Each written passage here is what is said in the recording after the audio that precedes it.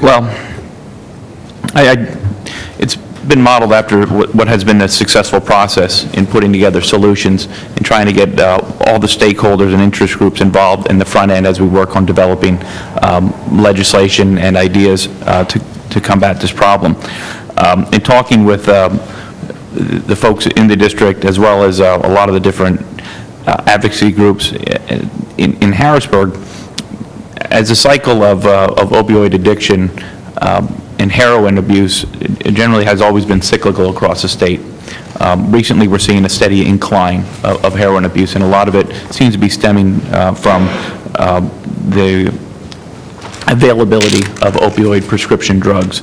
So this would study how those drugs are prescribed, how they're hitting the streets, and it encompasses all the different stakeholders, so we can really look at it. It's not just, I don't believe this problem can be solved by just one entity or one piece of legislation. I think we have to really look at the whole issue, and I think that's why we wanted to set up this joint state government committee and really study it so we can put forth good ideas, and I think it'll help to move the process along in a much more timely fashion.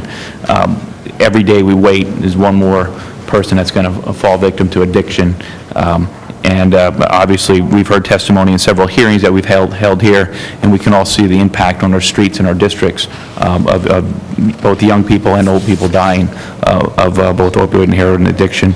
And I think this will be a good step in the right direction to come up with some solid solutions to help solve that problem. Thank you. Great. Any questions or comments on the resolution as amended? Seeing none, are there any negative votes?